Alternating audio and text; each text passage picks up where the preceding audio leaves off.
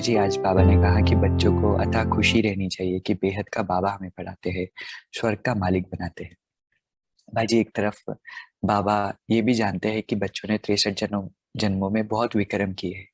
एक तरफ बाबा ये भी जानते हैं कि हमारे ऊपर बहुत सारी परिस्थिति समय प्रति समय, क्योंकि हिसाब किताब चुकता होने का समय है, कलयुग के अंत का समय है, तो बहुत सारे हिसाब किताब इमर्ज समय प्रति समय होते रहते हैं।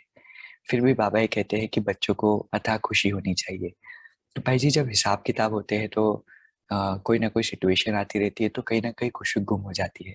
तो बाबा की ऐसी अपेक्षा हमसे क्यों है कि परिस्थितियां होते हुए भी हम खुश रह पाए, और क्या ये पॉसिबल है?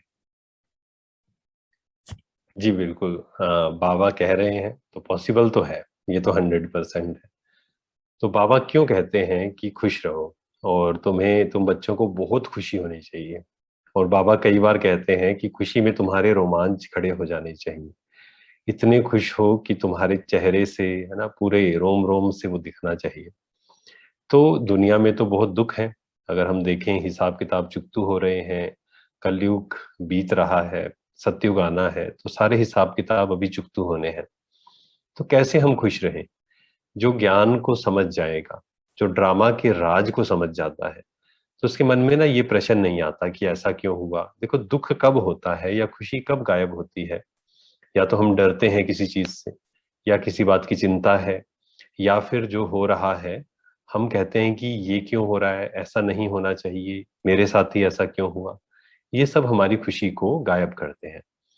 पर जब हम सोल कॉन्शियस, मीन्स मैं कौन हूं, उस स्मृति में हम टिकते हैं, तो ऑटोमेटिक सिचुएशंस जो हैं उनका प्रभाव हम पर आना बंद हो जाता है। जिसको ही हम साक्षी कह सकते हैं, जिसको ही हम न्यारी स्टेज कह सकते हैं, कि हम अलग हैं। मैं आत्मा अलग हूं, और जो भी सिचुएशंस आ रही हैं वो हिसाब किताब है, हिसाब किताब चुकतू हो रहा है। तो जब ये स्मृति रहेगी, परंतु सिर्फ ज्ञान के हिसाब से अगर रहेगा, तो खुशी गायब हो जाएगी। एक है अनुभव के आधार से, कि हमने उस पर इतना मनन किया है और परिस्थिति आने पर भी हमने उसको यूज किया है, ताकि वो नेचुरल बन गया है। और फिर अब जब परिस्थिति आती है तो हम अलग हैं, ये परिस्थिति अलग है। ये हम जब समझ जाते हैं, क्योंकि परिस्थिति एक्चुअल में, अगर ध्यान से देखें, परिस्थिति में अपनी कोई पावर नहीं है, या परिस्थिति कोई बड़ी या छोटी नहीं होती।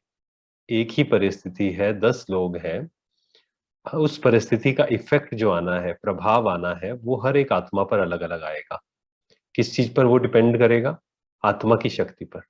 जो आत्मा शक्तिशाली होगी उस पर कम इफेक्ट आएगा, जो आत्मा कमजोर होगी उस पर ज्यादा इफेक्ट आएगा। तो इसीलिए हम जब पावरफुल होते जाते हैं, हम अपने संकल्पों को पावरफुल बनाते हैं, कमजोर की जगह शक्तिशाली, तो ऑटोमेटिक हमारी खुशी गायब होनी बंद हो जाती है। और जब हम इस अभ्यास को बार बार करते हैं, अशरीरी, मैं आत्मा अलग हूं, ये शरीर अलग है, इस प्रैक्टिस को करते करते, ट्रैफिक कंट्रोल में समेटने की शक्ति को यूज करते करते, हम पाएंगे कि परिस्थितियां भी हैं, हिसाब किताब भी चुकतू हो रहा है, पर हमें अनुभव होगा कि वो अलग है और मैं आत्मा अलग हूं। मुझे कोई डिस्टर्ब या दुखी नहीं कर सकता।